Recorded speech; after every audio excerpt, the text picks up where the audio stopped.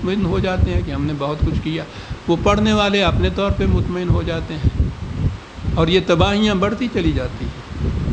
عزیزان من، یہ میرے کہنے کی بات نہیں، قرآن نے جب کہا ہے کہ صلاۃ کا پہلا کرائٹیرین معیار یہ ہے کہ اس معاشرے سے برائیاں اور بے حیائیاں ختم ہو جاتی ہیں،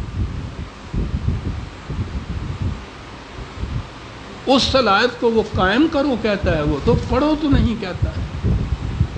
قیام ہے، اسٹیبلش کرنا ہے کسی ایسی چیز کو جس سے یہ برائیاں اور بے حیائیاں ختم ہو جائیں، وہ کرو۔ وہ ایسا کرنا ہے کہ وہ صلاۃ والا مطمئن نہ ہو جائے کہ میں نے معصوص حرکات ادا کر دی تو صلاۃ ہو گئی۔ کہا یہ نہیں، اگر وہ رزق کے بہتے ہوئے سرچشمے پہ بند لگا لیتا ہے تو اس کی یہ صلاۃ جو ہے تباہی کا موجب ہے، وہ فرد کا ہی نہیں، معاشرے کی تباہی کا موجب۔ یوم الجمعہ، تو میں نے عرض کیا کہ خواہ یہ 8ویں دن مقرر کر دے وہ حکومت، خواہ کسی وقت اس کے لیے اپوائنٹ کر دے، اپوائنٹڈ آور جو ہوگا جب اس کے لیے آواز دی جائے، پکارا جائے، فَاسَوْا إِلَىٰ ذِكْرِ اللَّهِ وَذَرُوا الْبَيْعَ، چھوڑ دو کام کاج، بہت اہم معاملہ ہے جس کے لیے تمہیں بلایا جائے گا۔ ذَلِكُمْ خَيْرٌ لَكُمْ إِن كُنتُمْ تَعْلَمُونَ، ذرا سا بھی سوچ سمجھ کے بات اس پہ غور کرو تو تمہیں پتہ چل جائے کہ یہ کتنی بہتر بات ہے جس کے لیے بلایا جا رہا ہے۔ فَإِذَا قُضِيَتِ الصَّلَاةُ فَانتَشِرُوا فِي الْأَرْضِ، اور جب پھر یہ صلاۃ ختم ہو جائے یہاں تو ٹھیک ہے، پھر جاؤ کام کاج کرو، وَابْتَغُوا مِن فَضْلِ اللَّهِ، تلاش معاش میں نکلو، سب کچھ کرو جو پہلے کر رہے تھے، یہ اس کے لیے ہے جو تمہیں بلایا گیا تھا۔ عجیب بات ہے، یہاں یہ ہے کہ جاؤ دنیا میں، چلو پھرو، نکلو تلاش رزق میں، اور کہا ہے وَاذْكُرُوا اللَّهَ كَثِيرًا، یہ ذکر اگر تم نے سننا ہے۔ ہمارے ہاں آج تو ذکر وہ ہے نا، وہ جو ضربے لگاتے ہیں، نہ آپ سون دینے نہ اگلے نو سون دینے، ذکر یہ ہو گیا۔ یہاں پہلے کہا ہے فَاسَوْا إِلَىٰ ذِكْرِ اللَّهِ، اس کے لیے بھی ہے، اور اس کے بعد یہ ہے کہ یہاں سے یہ کچھ کرنے کے بعد جب نکل جاؤ تلاش روزگار میں، چلو پھرو، تو وہاں اس سے بھی زیادہ ذکر کرو، اس سے بھی زیادہ کثیر۔ ذکر کے لفظی معنی ہوتے ہیں کسی چیز کو ہر وقت نگاہ میں رکھنا۔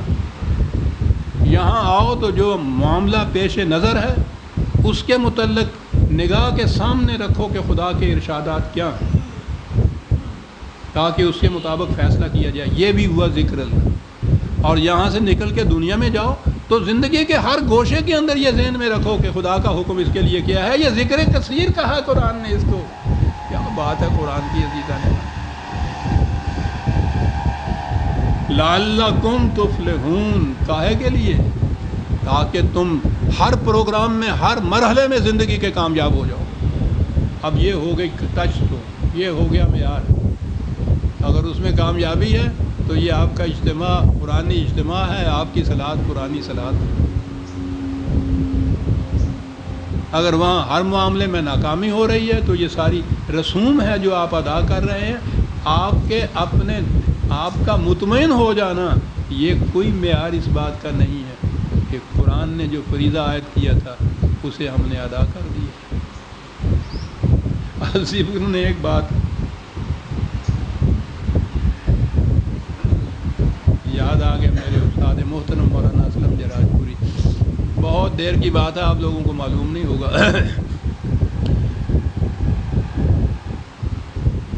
انگریز کے زمانے کی پارلیمنٹ میں ایک بل پیش ہوا تھا، ساردہ بل اس کو کہتے تھے۔ ایک ہندو نے پیش کیا کہ نابالغ لڑکیوں کی شادی ممنوع قرار دے دی ہے، تو بڑا مشہور تھا، اس کے لیے بات چلی۔ ہندو نے پیش کیا اور مسلمانوں کی طرف سے اس کی مخالفت ہوئی، اور مخالفت میں جب یہ دیکھا کہ حکومت مان نہیں رہی، میں تو شاہد ہوں ان چیزوں کا، میں درمیان میں موجود تھا، تو انہوں نے ایجیٹیشن شروع کی اس کے خلاف کہ حکومت کر لے جو کرنا ہے۔ ایجیٹیشن کا مرکز تھا دلی میں ایک علاقہ کہلاتا تھا کرول باغ، وہاں جامعہ ملیہ اسلامیہ تھا، وہیں قریب میں ہی رہتے تھے مولانا اسلم جراج پوری علیہ الرحمہ میرے استاد، میں بھی وہیں رہتا تھا۔ تو وہاں ایجیٹیشن جو شروع ہوئی اس کا طریق یہ تھا، اور حیرت ہوتی ہے آج ہم کس کا نام لیں، یعنی صرف یہ مولوی صاحبان ہی نہیں تھے، مولانا محمد علی جوہر جیسا شخص واکسن کامریڈ کا ایڈیٹر تہلکہ مچا رکھا تھا، جس کی انشا پردازی نے، صحافت نے، سیاست میں در و دیوار، پارلیمنٹ کے، یورپ کی پارلیمنٹ کے در و دیوار ہلا دینے والا شخص، وہ اس ایجیٹیشن کا ہیڈ تھا، اور کرتے گیا تھے۔ اعلان ہوا تھا کہ اپنے بچے بچیوں کو جن کا تم نکاح کرانا چاہتے ہو لیے آؤ، 6 مہینے کے بچے گود میں اٹھائے ہوئے لیے چلے آ رہے ہیں لوگ، تانتا بندھا ہوا ہے کہ نکاح تو کرنا ہی ہے۔ ایک تو ثواب یہی ہے، دوسرے یہ کہ جو اس انگریز کے ایکٹ کی خلاف ورزی سے جو ثواب عظیم حاصل ہوگا اس کو کیوں گواتے ہو؟ لوگ اس اجتہاد میں حصہ لینے کے لیے چلے آ رہے ہیں، اور وہ پڑھا رہے ہیں نکاح وہاں بیٹھے ہوئے۔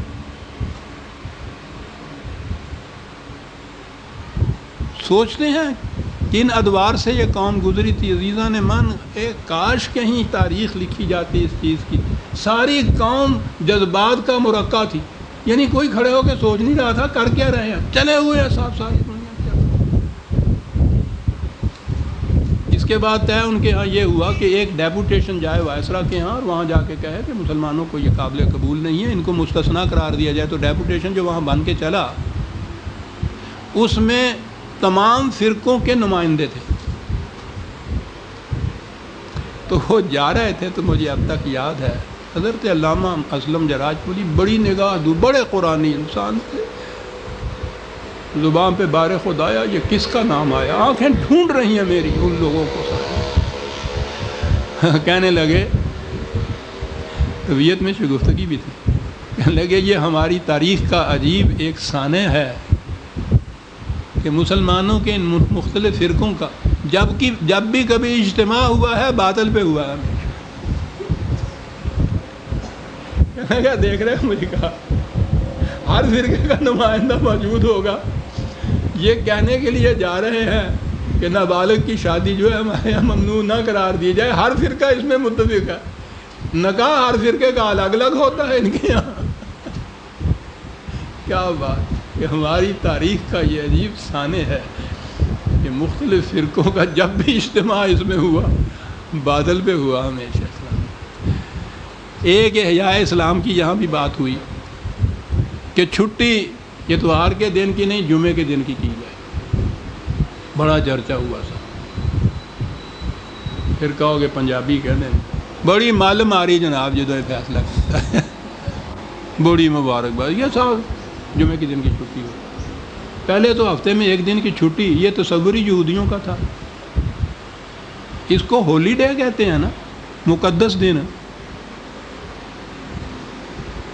تورات میں یہ ہے نا کہ خدا نے 6 دن میں یہ ساری کائنات بنائی اور تھک گیا، یہ قرآن میں تورات میں ہے، اور 7ویں دن پھر اس نے آرام کیا، اور وہ دن تھا سبت کا یعنی سیٹرڈے۔ تو 7ویں دن چونکہ اللہ میاں بھی سارا دن سوتے رہے، اس لیے ان کے اتباع میں اس دن کاروبار یہ بھی بند رکھتے تھے، اور اس کا نام تھا ہولی ڈے، 7ویں دن۔ تو شروع میں تو آپ کو شاید اس تاریخ کا پتہ نہ ہوگا، یہ عیسائیت جو ہے یہ الگ ان کے قوانین نہیں تھے، یہودیوں کے قوانین ہی کو فالو کرتے تھے، یہ بھی اسی دن کو آف ہوتے تھے، چھٹی مناتے تھے۔ بعد میں جب ان کے ہاں آپس میں مخاصمت ہوئی ہے تو پھر عیسائیوں نے یہ طے کیا کہ ہر وہ چیز جو یہودیوں کی ہے ہم اس کے خلاف جائیں گے، ان کے ہاں سور حرام ہے، ہم سور کھائیں گے۔ انہوں نے کیا، انہوں نے جاؤ کھاندے پھر۔ ان کے ہاں ختنہ کیا جاتا ہے، ہمارے ہاں ختنہ بند ہے۔ یہ اس طرح سے عیسائیوں کے ہاں یہ احکام بنے ہیں ضد میں۔ یہ ہفتے کے دن چھٹی کرتے ہیں، ہم اتوار کو کریں گے، تو وہ چھٹی وہ یوں ہوتی تھی۔ اب آپ کے ہاں وہ چلی آتی تھی ایک رسم اتوار کی چھٹی، انہوں نے کہا کہ اسلامی چھٹی ہونی چاہیے، جمعے کے دن چھٹی، کاروبار بند۔ اگر یہ معاشرتی مسئلہ ہوتا تو ٹھیک ہے، ایک دن ہفتے میں آف کر لیجئے، جمعہ سوٹ اترتا ہے وہ کر لی، نہیں، یہ اسلامی ہے۔